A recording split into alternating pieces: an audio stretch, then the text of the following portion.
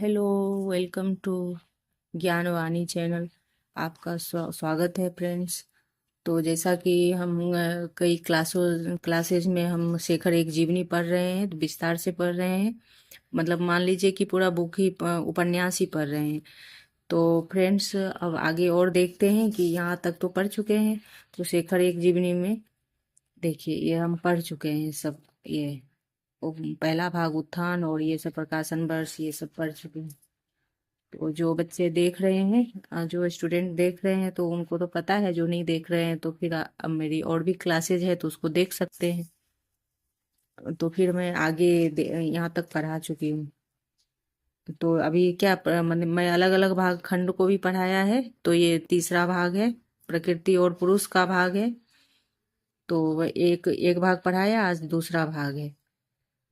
तो प्रकृति पुरुष क्योंकि बहुत ज्यादा बड़ा है, इसलिए दो दो बार में भी मतलब अभी मैं फिर खुद से पढ़ के समझ के फिर आज मैं शॉर्ट में निकालना चाहूंगी, समरी बता दूंगी। क्योंकि मतलब एक एक लाइन पढ़ना पढ़ाना बहुत ही मुश्किल हो रहा है। और एक घंटा हो जाता है और दो तीन पेज ही हो पाते हैं। तो फिर आज देखते हैं। देखिए यहाँ तक हुआ है। एक दिन अब पिछले क्लास में देख लीजिएगा कि वह ओवरकोट पहन के बिस्किट पैकेट लेकर वो डबल रोटी लेकर बाहर गए थे। तो फिर इस प्रकार है और यहाँ इधर तक पढ़ा पढ़ा है। तो लेकिन वह सौंदर्य खाया नहीं जा सकता। और वो सब लेकर गए थे और रास्ते में वो नदी को देखा था। बहुत नदी का दृश्य देखा था, तो वह दृश्य को देखकर खाया तो नहीं जाता है। तो डबल रोटी खत्म हो गई और शेखर जलप्रपात को देख रहा था। और इस प्रकार है। हम्म, तो देखिए, ये एक नज़र देख सकते हैं।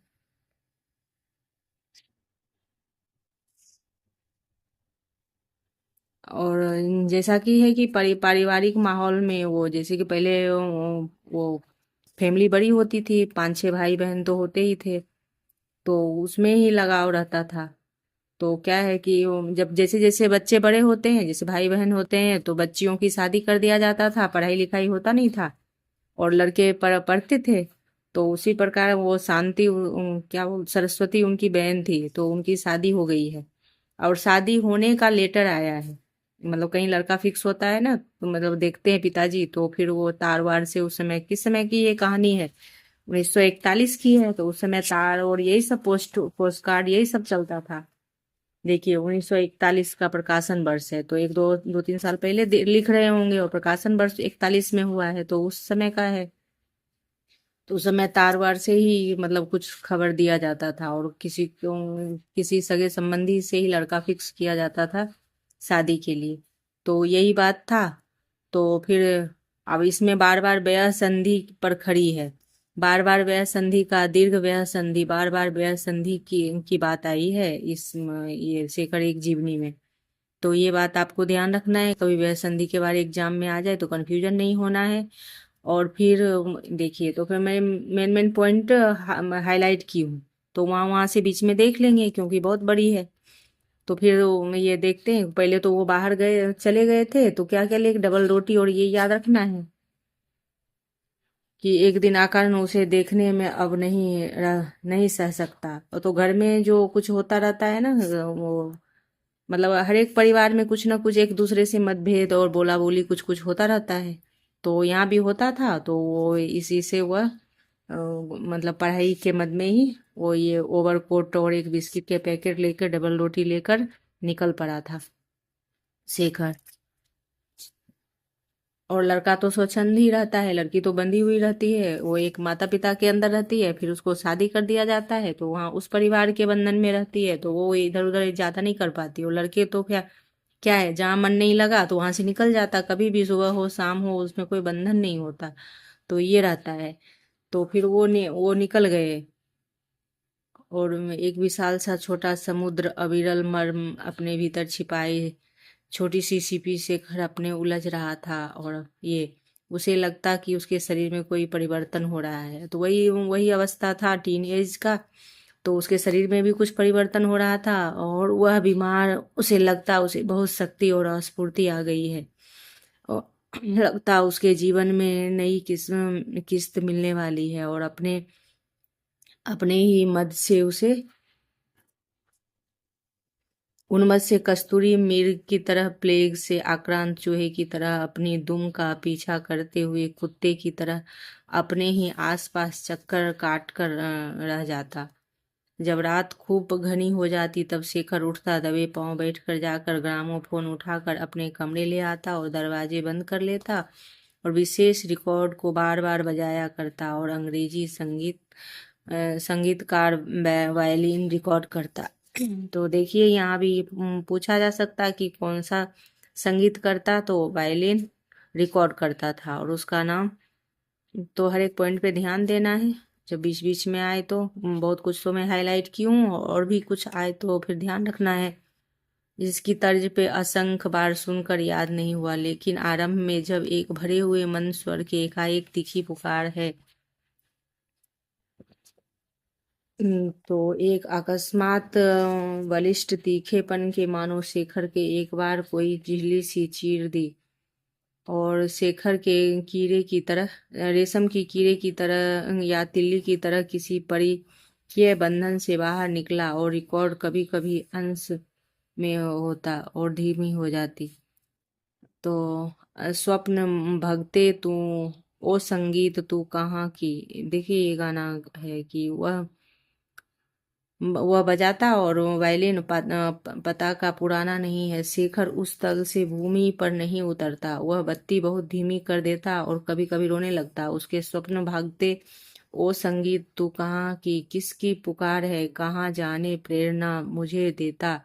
मैं जो बुद्ध हूँ, जो बद्ध हूँ, किस मुक्ति का वचन, किस आवाज का दिया वचन मुझे सुनता है। तब वह एकाएक रिकॉर्ड बंद करके कविता लिखने लगता। तो ये शेखर शेखर एकदम से था। अच्छा काम तो हर समय करते थे, मतलब अलग व्यक्तित्व था उनका कि कहीं भी कुछ दुख भी होता तो वो फिर पढ़ाई में लग जाते और कुछ इस तरह का ही काम करते थे कि कुछ संगीत बजाना ये सब करना, उसमें उलझ जाते थे, टेंशन में भी। ये उनकी थी। तो अपने शरीर की मांग नहीं समझ सकता, लेकिन वो समाप्त हो करने लगता, शरीर फिर वो जाग उठा। वह झिल्ली के भीतर बंध गया और अपने शरीर ये है उस पर से हटाना चाहता था। तो देखते हैं, यदि आपको फुर्सत हो तो आप उपन्यास लेके पढ़ सकते हैं, तो पूरी स्टोरी समझ में आएगी। लेकिन हर एक के जीवन में ऐसी बातें होती रहती है, मतलब होती ही है। मतलब जैसे कि बच्चा बड़ा होता है तो जो जो घटनाएं हुई है उस समय टीन एज में, तो वो घटनाएं पूरा लिख दिया है इन्होंने, किससे किससे मिले और शरीर के जो शरीर का जो प्रकृति होता है उसमें जो चेंजिंग आती है, तो कैसा फीलिंग होता है किसी को देखने से, तो वो सब इसमें दिया हुआ है। और देखिए यहाँ पे ये है, पुस्तक थे, कौन कौन से पुस्तक थे।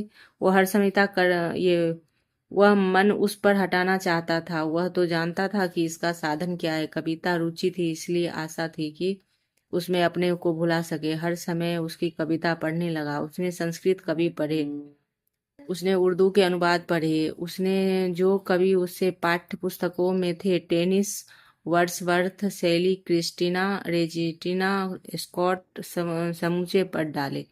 फिर उसने कवि पढ़ने आरंभ कर दिया और उसके पुस्तकों में नहीं थे, लेकिन उनके नाम पढ़ने से के आरंभ से उसकी पुस्तकों में नहीं थी, न सुने थे। क्रिट्स बार्लन, रोजेटी और स्विनबर्न। अनुवाद में टासो और दांत के तक का कुछ उसने समझा। टासो और दांते तक का कुछ उसने समझा और अधिकांश नहीं समझा, लेकिन नहीं साझा। मानो अपने को दबाने दंडित करने के लिए ही निष्ठा से पढ़ा, लेकिन वहां भी वह कुछ कविताएं उसके मन में बैठ गई और उसी के अशांति खींचने लगा। टेनिस की लेडी ऑफ सेलाट से क्वीन और इनोमी की मृत्यु, ये पंक्तियां हैं। आह मी माय माउंटेन सेपरेट सेपरेट है दैट माय आर्म्स। तो ये पोयम है, इन्होंने पढ़ा। क्या क्या पूछेगा एनटी। तो इस उन्हें पढ़कर उसका शरीर उन तन उठाया, उसके बाहें कांपने लगी, सिर घुमा, ये सब है। फिर से ये है। तो ये सब है जो बीतता है हर दिन, तो उसी के बारे में। I don't not love these, और उसे लगा कि कुछ शांति पा रहा है, कुछ कविताएं उन्हें पढ़कर, ये सब है। Like vapour one and mute like flame so let it pass. ये सब कविता है। प्रेमी अपने अत्वाकांता और प्रेयसी के केसों का स्पर्श अनुभव करता, वो किताबों में उन्होंने पढ़ा। एकाएक जानता nothing the Ottoman fall of lives. तो ये स्वीवनवर्ण की कुछ कविताएं उन्हें पढ़ने के लिए सहसा जोर से पढ़ने लगे। ये सब कविताएं वो पढ़ रहे थे जो भी ऊपर दिया हुआ है। तो ये है कि ये कुछ संस्कृत के शब्द हैं, उसके शब्दों में ऐसी बाध्य वाली लय थी कि हाँ, कालिदास का अजविलाप जो उसे अब याद आ गई, सरस्वती की कई बार गाया करती थी। अब कौन सरस्वती, तब फिर ये सब पढ़ते हुए ना, एक अंग्रेजी के ये सब पोएम पढ़ते पढ़ते उनको एक ये याद आया कि सरस्वती उनकी बहन जो थी वो कालिदास के अजविलाप पढ़ा करती थी, वो याद आ गया उनको, याद करती। स्त्रिंग्या क्या स्त्रिंग्यम यदि जीवितापहा हृदय किम निहिता न हंति मम। यह मानो एकाएक उसका सारा व्यक्तित्व ही मृत्यु मांग उठता था और दोहराता था कि किंग न हंति मम। तो यह पॉइंट याद रखना है। इस प्रकार शेखर अपने ही प्रवाह में बहा जा रहा है, लेकिन बीच में ऐसे क्षण आते कि सब कुछ बहुत स्पष्ट हो जाते सीधे। तो दोस्तों, क्या ये जैसे कि हम पूरा यदि उपन्यास कोई पढ़ते हैं तो अपना क्या है, व्यक्तित्व और अपनी समझ सोच विकसित होता है। लेकिन मेन मेन पॉइंट तो एग्जाम में आते हैं, कहीं से कुछ पूछ दिया जाता है। तो फिर यदि आप पढ़े रहेंगे तो यदि समय हो तो उपन्यास ले लेके जो भी सिलेबस में है लेकर खुद से पढ़े तो अच्छा है।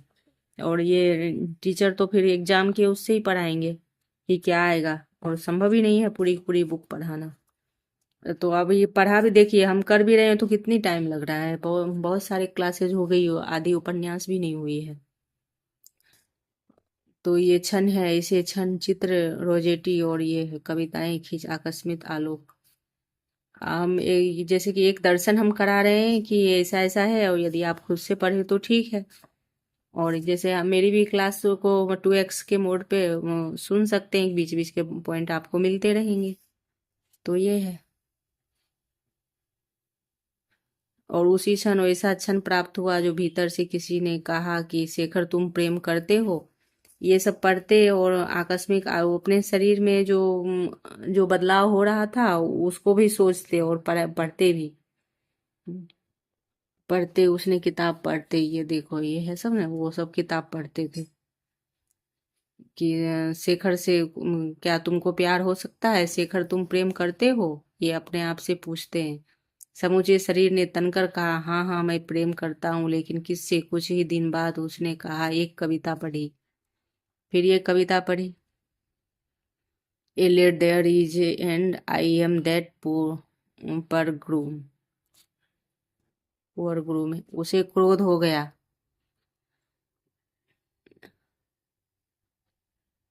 आया कि मेरी ही यह अभूतपूर्व दशा थी कि वह क्यों और किसी को भी हो चुकी। तब शेखर ने नहीं, प्रेम नहीं करता, नहीं करूँगा।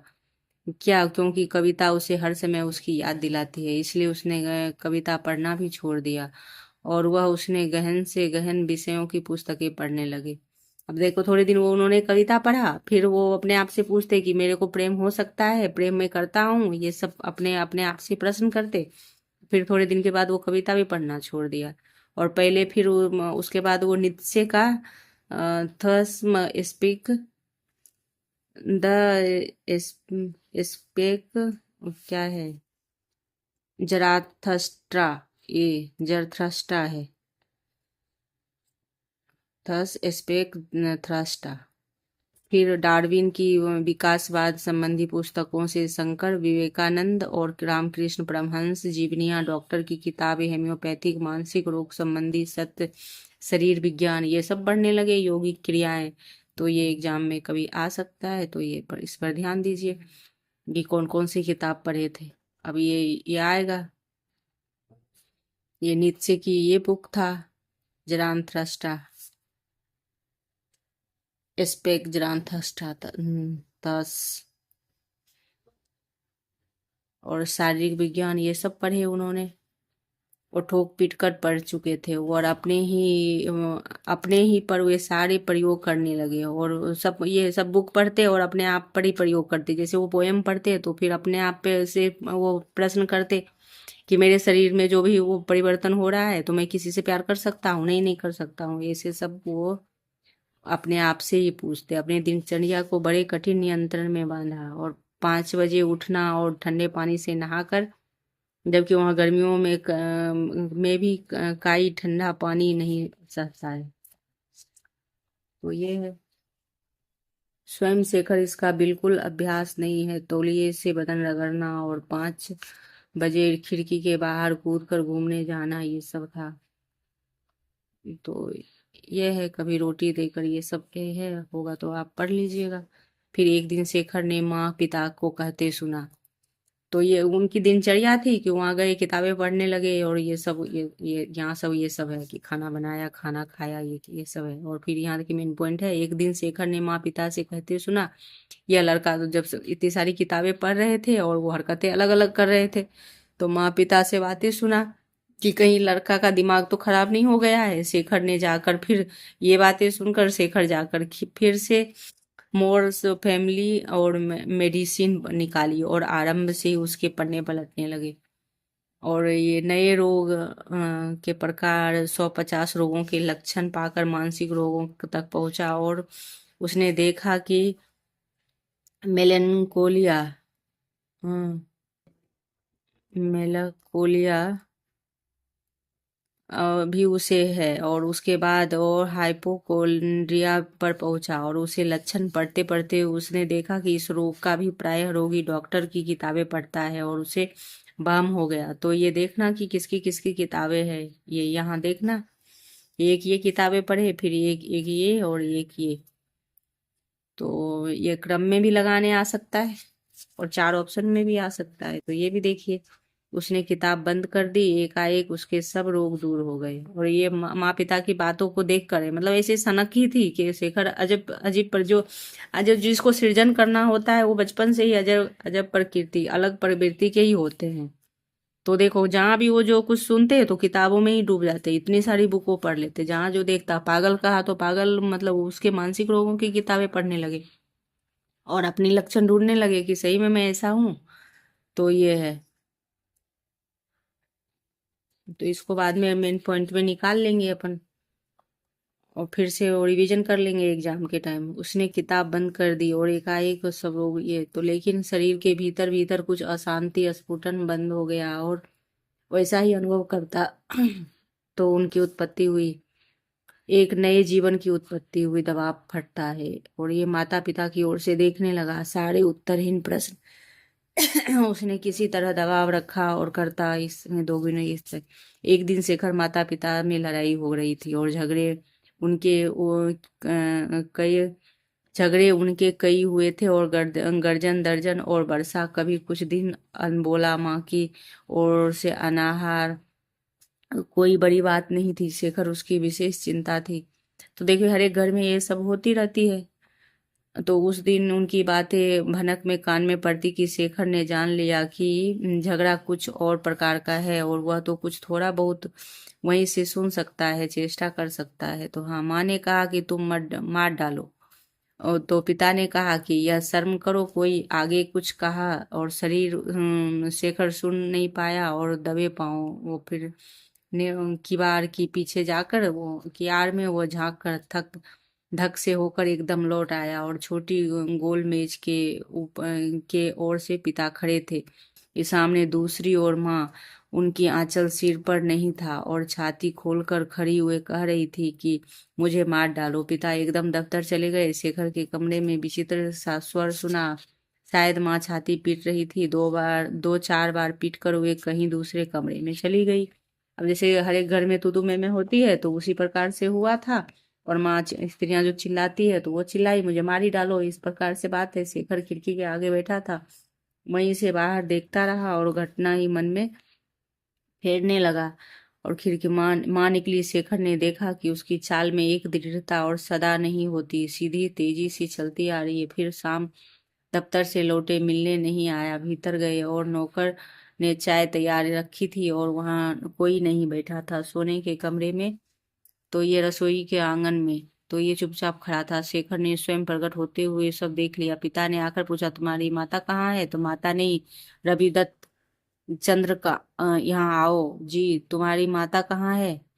तो पता नहीं, अंदर। तो अपने बच्चे सबसे पूछने लगे, तुम्हारी माता कहाँ है? पिताजी तो बोल बाल के चले गए थे दफ्तर। फिर दफ्तर से आए तो नौकर ने चाय दिया और फिर घर आके पूछा कि माँ कहाँ है। सबसे पूछ रहे हैं। शेखर से पूछा, फिर रविदत्त से पूछा, रविदत्त चंद्र यहाँ आओ। और माता कहाँ है? यह पता नहीं।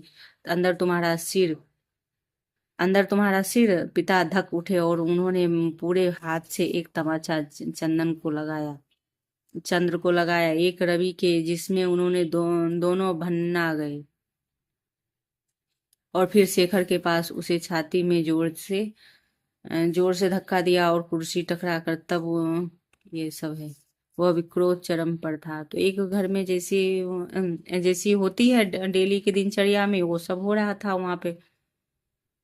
पिता के कान के पास गुस्सा लगाते हुए, पहले ये नहीं कहा था। एकाएक उनका स्वर टूट गया और बोले, वह चली गई।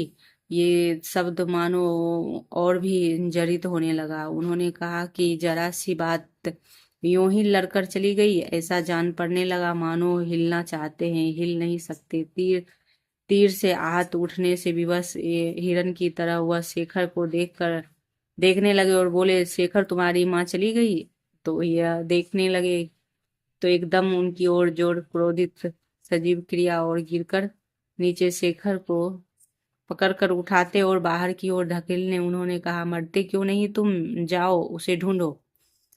अब नई पत्नी थी तो फिर वो फिर बेचैनी हो गया और बच्चे से बोल रहे थे कि तुम्हारी माँ कहाँ गई और किस प्रकार, अभी नहीं आई, वो क्रोध से चली गई। ये सब पूछ रहे थे, मरते क्यों नहीं तुम? जाओ ढूंढते क्यों नहीं है वो माँ को, किधर गई है? बाहर दौड़ पड़ रहे पड़े। शेखर एक ओर गया और दूसरी ओर नौकर, और सब ढूंढने लगा माँ को। घर से 2 मील एक जंगल था। तो उसी के पास एक खुली जगह में इधर उधर घूम रही थी माँ। एक जंगल, ये 2 मील दूर एक जंगल था, वहीं खुली जगह में माँ घूम रही थी। शेखर ने दूर से उन्हें देखा और साथ ही देखा कि दूर दूसरी ओर पिता चले आ रहे हैं। तो उल्टे पांव लौट पड़ा। उसे लगा कि वह मर भी जाए तो उसे उससे आगे दृश्य देखने के लिए नहीं रुक सकेगा। अंधेरा होते ही दोनों लौट आए और पिता ने बाहर से ही नौकर को आवाज दी कि हम खाना नहीं खाएंगे, माँ जी की तबीयत ठीक नहीं है। और सोने के कमरे में चले गए और द्वार बंद कर लिया। सवेरे शेखर ने देखा कि कुछ नहीं, लड़ाई के चिन्ह ही नहीं, और वह पहले बादल भी मिट गए। और शेखर के जीवन में पहली बार पिता ने चाय का आधा प्याला पीकर माँ से कहा, आज बहुत अच्छी बनी है, ले यह प्याला तू ही पी। शेखर ने कुछ ही भी और भी घर के एक जो युवती नौकरानी है जो कमला को खिलाती है और सदा हंसती रहती है, वह बड़ी सहमी हुई सी दूर दूर हो रही है, और यद्यपि उसे किसी ने कुछ नहीं कहा। तो देखा फ्रेंड्स, ये घर में जो डेली जो घटित होती है घटनाएं, वही है, वही सब है। माँ गुस्सा होकर चली गई, फिर पिताजी ढूंढे, सभी ढूंढे, फिर वो वापस भी चली आती है। और फिर वो चाय का आधा प्याला भी देते हैं एक दूसरे को, और पीली ये सब पूछते भी हैं, तो फिर सामान्य हो जाती है। तो हर घर में ऐसा होता है। शेखर के घर बाहर खड़ा था और दोपहर समय था, तो तार वाले ने एक तार लेकर आया। शेखर ने पिताजी की ओर दस्तखत किए और तार लेकर, तो पिताजी की तरफ से शेखर ने दस्तखत किया और तार लेकर आए। पिता ने सोने के कमरे में थे और द्वार बंद था। शेखर ने जल्दी से द्वार खोला और कहा, पिताजी। माता पिता अलग हट गए। पिता ने एक बार घूरकर भी उसकी ओर देखा, फिर सहज स्वर में कहा, लेकिन माँ लज्जा से सकपकाई। अब जैसे माता पिता एक घर में रहते हैं, वो तार आया तो वो एकदम गए। तो वो सभी एकदम, मतलब उस समय तो बहुत ज्यादा वो रहता, पर्दा पड़ता रहता था और एक दूसरे से बहुत। तो वो फिर पिता ने एकदम आंख बुरा के देखा होगा कि कैसे अचानक आ गया, तो यही था। पिता ने फिर कहा, क्या है? शेखर ने लपक कर तार दिया और पिताजी उन्होंने पढ़कर, सुनो सरस्वती की लड़की हुई है। माँ ने विस्मय से कहा, हाँ, यह अभी पिता ने कहा शेखर तुम आ जाओ। तो वो तार में लिखा था, जैसे वो सरस्वती की शादी हुई थी तो फिर वो तार आया तो उसमें लड़की हुई है, और लड़की हुई है तो 8 मास है।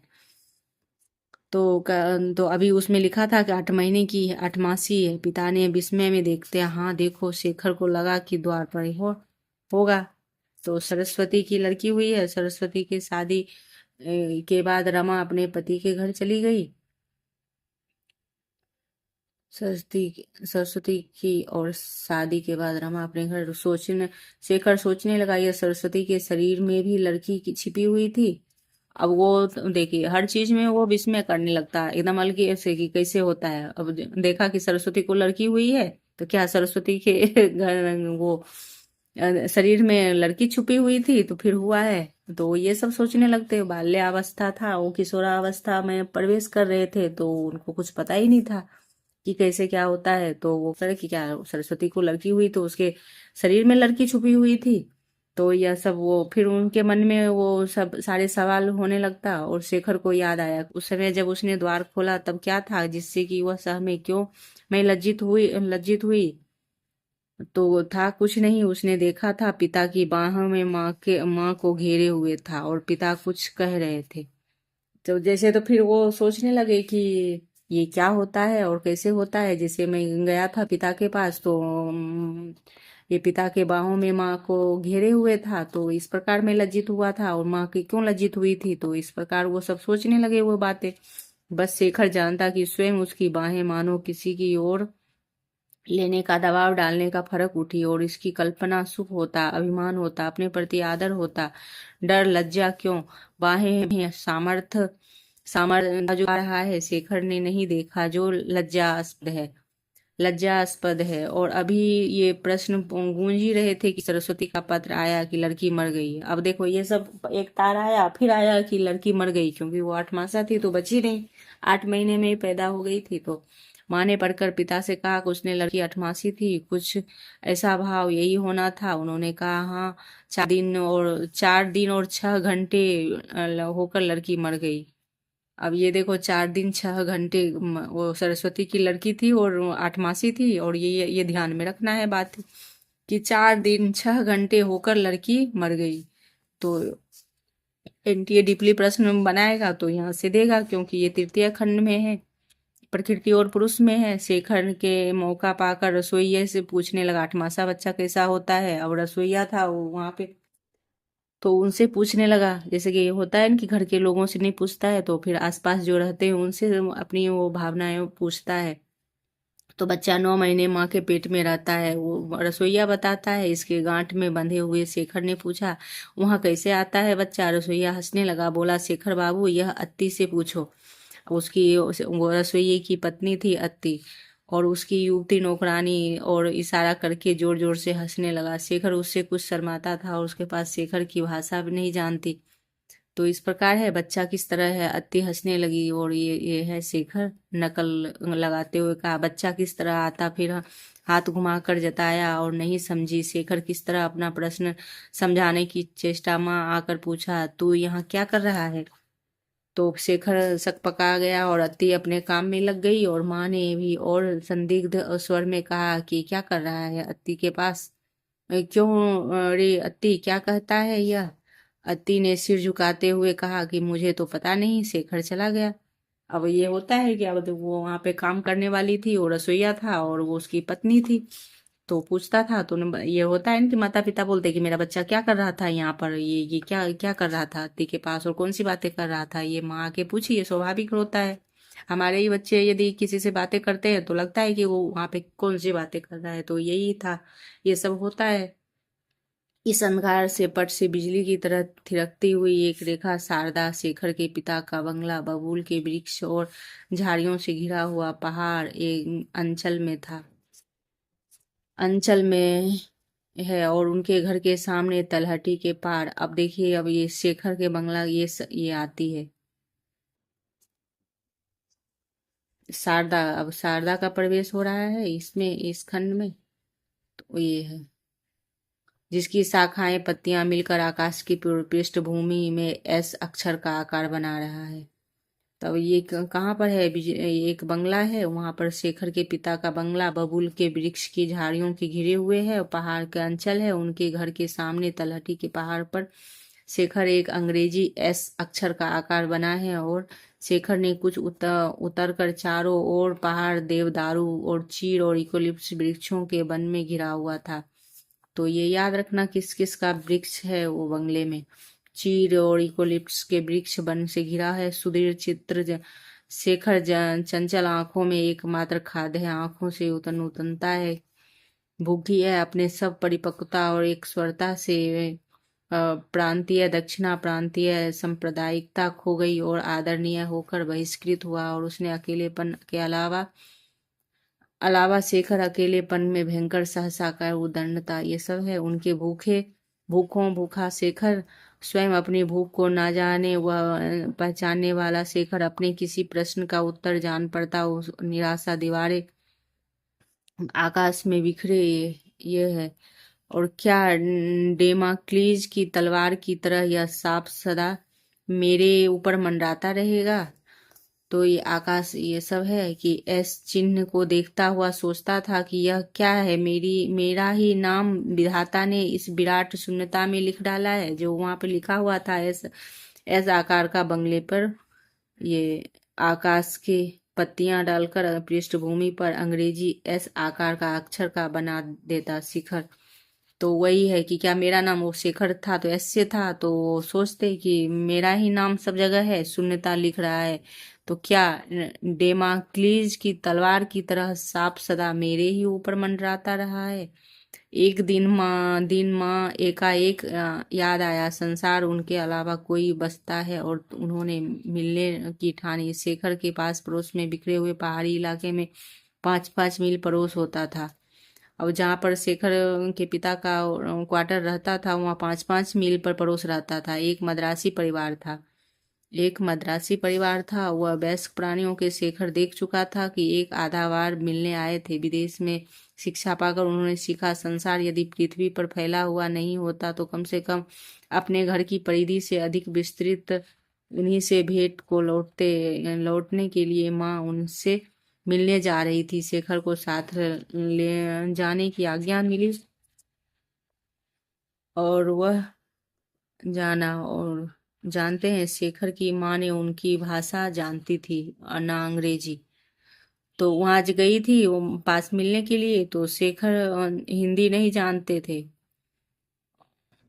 वे हिंदी नहीं जानते थे, और शेखर की माँ उनकी भाषा नहीं जानती थी, ना अंग्रेजी जानती थी। नूतनता का भूखा शेखर खुशी खुशी माँ के साथ चल पड़ा। और वहां पहुंचे तो यूकेलिप्टस के वृक्षों का छोटा सा कुंज पा करके वहां उनके बंगले में घुस गया, और प्रारंभिक परिचय इत्यादि हो चुका था। और उसके माँ बंगले के बाहर लगे हुए तख्ते, बंगले के नाम गरुड़ नीर था। बंगला का क्या नाम था, गरुड़ नीर, ये याद रखना है।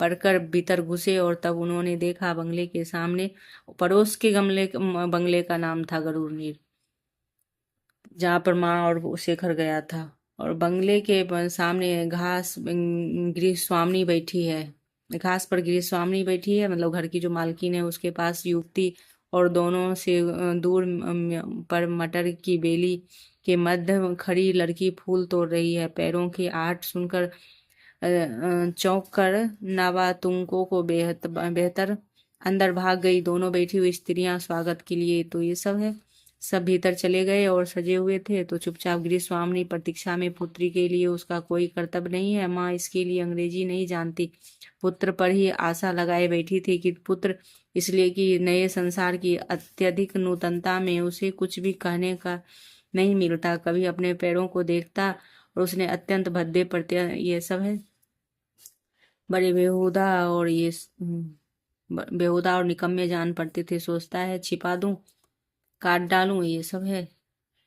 जब वो बंगले में गए हैं, ऐसा काम नहीं चलेगा। अब कुछ बात चलती ना देखकर गृह स्वामिनी ही एक चेष्टा करती, तुम कौन सी क्लास में पढ़ते हो। तो फिर अब किसी को उस भाषा आती नहीं, तो सब चुपचाप बैठे थे। तो फिर गृह स्वामिनी जो थी उस घर की, तो वही पूछेगी कौन सी क्लास में पढ़ते हो। जिस घोर मना शक्ति को लगाकर उसने उत्तर में कहा, मैं घर ही पढ़ता हूँ, कोई कल्पना करेगा, कोई परीक्षा देंगे, उत्तर में एक शब्द वह यह सोच रहा कि वह शब्द भी कह बहुत ही है। मैट्रिक तब उसकी माँ पूछती है कि वे क्या कह रही है, और बताने लगता है कि उसे क्षण भर जीवन मिल जाता है। एक दूसरा स्वर कहता है, बिना स्कूल गए परीक्षा दी जा सकती है? वो यह उस युवती का प्रश्न है। युवती का प्रश्न को मैट्रिक में है, घर में ही रहता हूँ, तो ये वो शेखर ने बोला। तो फिर वो पूछती है, वो जिसके घर में गए थे गिरीश स्वामी, कि क्या बिना स्कूल गए भी परीक्षा दिया जा सकता है? एक तीसरी स्वर कहता है, अरे यह कैसे? यह चौंक कर देखता है, कमरे में उस लड़की ने प्रवेश किया और बाहर फूल तोड़ती हुई भाग गई। एक बार बड़ी बड़ी खुली आंखों से जल्दी जल्दी उसे देखा जाता, कहीं आंखें न मिल जाए, और फिर अपने पैरों में लगते भद्दे पैर और उनके हाथों की ओर निकम्मे। यह प्रश्न उत्तर नहीं दिया। उसकी माँ कहती, यह मेरी लड़की है शारदा। और अंदर से एक लड़की आई थी, तो वो उनकी बेटी होगी। तो वो शारदा नाम की लड़की थी, और वो ये सब बातें चल रही थी, तो वो जानती थी, और नई उम्र की थी। और वो फिर वो फूल तोड़ने चली जाती। ऐसे उधर मतलब सबका वो एज रहता है ना कूदने फांदने की, ऐसे कूद कूद के चलना, तो वही हो रहा था। बिना स्कूल जाए परीक्षा कैसे दी जा सकती? वो शारदा थी। थोड़ी देर मौन के बाद उसे ध्यान आता है, यह प्रश्न उत्तर अब भी नहीं दिया गया है। अवशिष्टता सोचकर घबरा कर उत्तर देने सर्वथा ये सब सोचकर उत्तर दिया, ऐसे बेहाया लड़की, बेहिया, कैसी बेहिया है जो लड़की। मैं उत्तर नहीं दे रहा हूँ, तब भी उसने वह इतने प्रश्न पूछे जा रही है। यह सोचते ही वह देखता है कि लड़की की वेस्टर्न में भी लज्जा नहीं। उसे कभी अच्छी उसके अभी तक कुछ गीले बाल जो बाहर खुले हुए थे, अब वो उसकी शारदा की कैसी थी वो कपड़े की, वेस्टर्न कपड़े पहने हुए थे, उसको लाज भी नहीं आ रही थी। गीले बाल खुले थे और रेशमी रिबन से बंधे थे। शरीर पर वह एक सफेद कुर्ती पहनी थी, एक एड़ियों से बचा सफेद लहंगा पेटीकोट, और ये बिल्कुल निर्लज कुतूहल से उनकी आंखें देख रही है, ऐसी दृष्टि से जो उसे अधिकाधिक व्यस्त करती जाती और क्रोध में दिलाती जाती। यही अवकाश में सब चुप रहे। माँ शेखर से पूछती है, ये क्या है? वह अपनी चुप्पी छिपाने के लिए टालते हुए धीरे से कहता है, कुछ नहीं माँ। तो भी समझती बेटे पूछती है कि शर्मीले और अंग्रेजी में क्या कहते हैं? शर्मीले को अंग्रेजी में क्या कहते हैं? तो उससे माँ पूछती है कि अंग्रेजी को शर्मीले में क्या कहते हैं, तो उससे और कहते हैं कि वह समझ जाता और अपने को कोसने लगा कि उसकी माँ मुस्कुराहट और उसकी ओर उंगली उठाकर कहती, यह से है।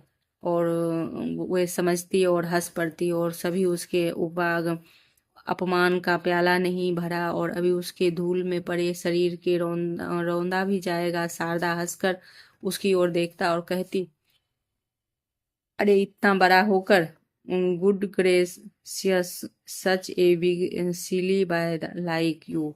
अरे इतना बड़ा होकर भी माँ धरित्री तू फट क्यों नहीं जाती? अब वह अपना अपमान नहीं सह सकती, उसे तू कैसे रह रही है? यह बहिया लड़की तो पता नहीं क्या कह डालेगी।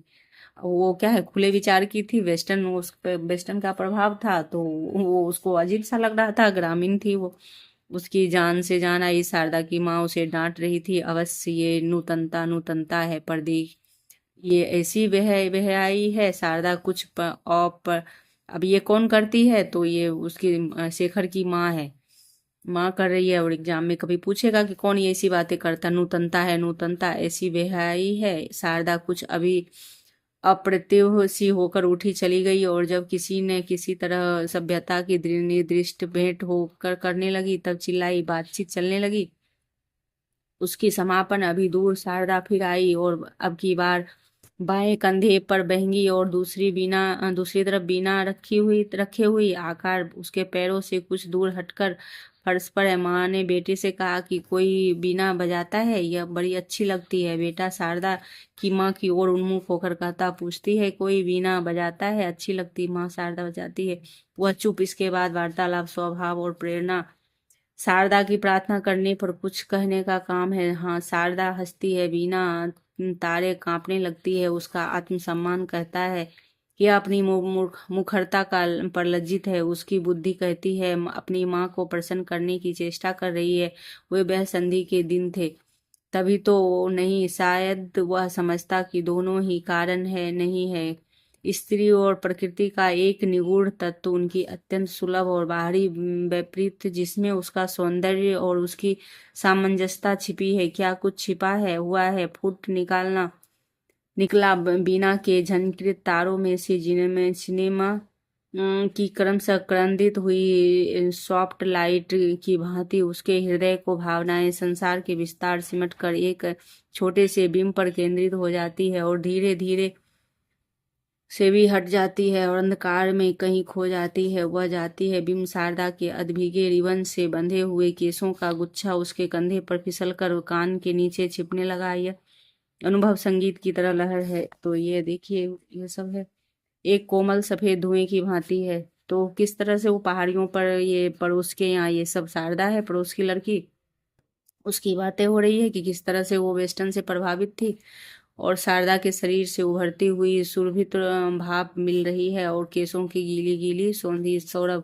उसे जान पड़ता है उस समय घन पुंज ने उन दोनों को घेर लिया और उसे जान पड़ता कि शारदा के केसों का सौरभ उसके सारे शरीर के स्नेह भरे स्पर्श से छूता जा रहा है, किंतु वहां वह छूता शरीर झुलस जाता है। ये असुगंधित, ये सब है शारदा।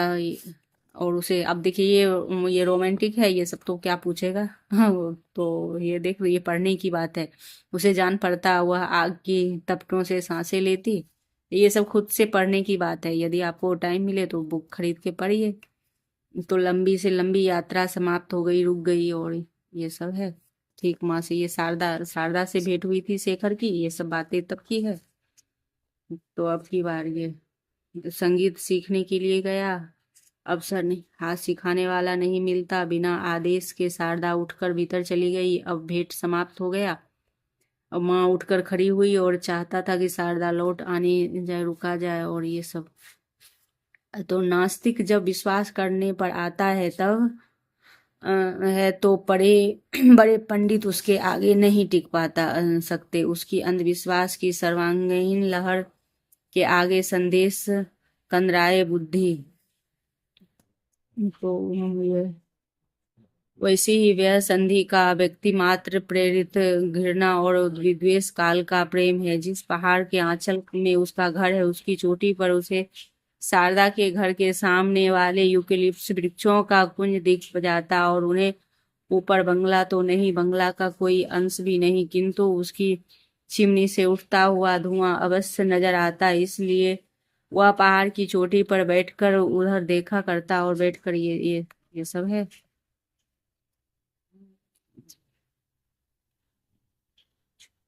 तब सफेद रेशमी रिबन पर एक झटका चौंकाया, और सच है, big silly boy like you.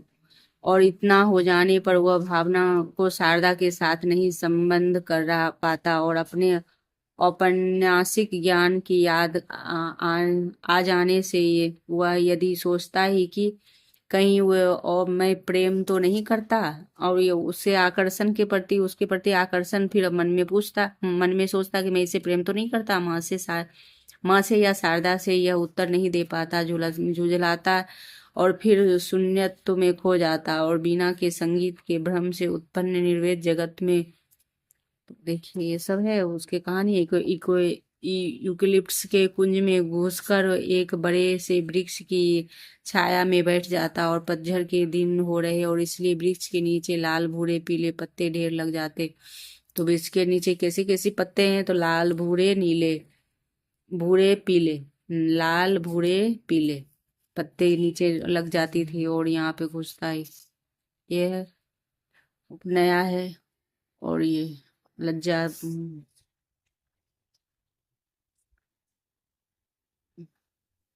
ये शारदा से के पद से स्कूल जाती और 1 बजे स्कूल छुट्टी हो जाने पर उसी पद से अकेली लौटती शारदा, और पर बैठकर उसकी प्रतीक्षा किया करता शेखर। वो स्कूल जाती थी तो शेखर, वैसी ही उसकी लगाव हो गई शेखर की कि वो स्कूल जाती तो वो उस पथ पे देखते रहते।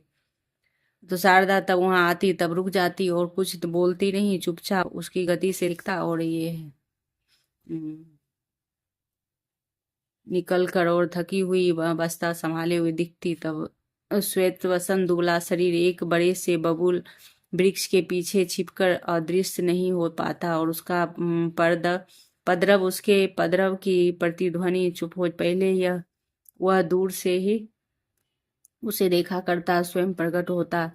शारदा ने देखा तो ये है कि वो नए एक दूसरे से मिलते हैं और कैसे मतलब एक दूसरे से लगाव हो जाता है। शारदा घर से कुछ ही दूर इकलिस के झुरमुट के पास जाती है और किताबें ली हुई। तो यह है, ये 2 सप्ताह कितने लंबे होंगे और उसके दर्शन पाएंगे, इस विचार से कविता भूल गया और कल्पना भूल गया आंखें। और शारदा देखो, शेखर को मालूम है कि स्कूल बड़े दिन छुट्टी होगी और उसके बंद होंगे और 1 सप्ताह 2 सप्ताह दर्शन नहीं होंगे, ये सब बातें हो रही है। अब ये फिर से आया कि एस आकार के वृक्ष की ओर रख रहा है और पुरानी बातें को सोच रहा है। एस आकार का वृक्ष था, सखा, अपने पुराने सखा परली पहाड़ी के शिखर में है ये। तो ये क्या है, शारदा से मिलता है और वहां पर जो बातें होती है ये सब है इसमें। तो इसमें कुछ एग्जाम संबंधी तो नहीं है। फिर देखते हैं, पहाड़ ये शेखर का मिलन है। अभय संधि एक क्षण असीम, असीम जितना विस्तीर्ण असम है ये छोटा सा दिन। शेखर निश्चय किया कि शारदा से मिलने नहीं जाएगा। सप्ताह भर बाद ही अपने स्थान पर बैठ गया। वह नहीं, एक दिन दिन सप्ताह दिन सप्ताह, ये सब बहुत कुछ हो गया था। तो फ्रेंड्स, इतनी बड़ी उपन्यास होती है कि कहाँ से छोड़ूं कहाँ से पढ़ूं समझ में नहीं आता। अभी तो ये बहुत बड़ा है, प्रकृति और पुरुष, और हम इसको, मैं सोच रही थी कि आज ही खत्म करेंगे और ये बहुत है। और यहाँ तक और इतना है, और ये 45-46 मिनट हो चुका है। हम्म, तो फिर एक क्लास और लगेगी, क्योंकि फिर इसमें और मुख्य पॉइंट आएंगे तो फिर अब हम समझा नहीं पाएंगे और क्लास ज़्यादा बड़ी हो गई है। तो फ्रेंड्स, देखते हैं अगले क्लास में। थैंक यू, धन्यवाद। लाइक एवं कमेंट्स कीजिए कि कैसी लगी, तो हम और शॉर्ट्स में जाएंगे या डिटेल से ही पढ़ाएं। तो लाइक एवं सब्सक्राइब कीजिए, कमेंट कीजिए, धन्यवाद।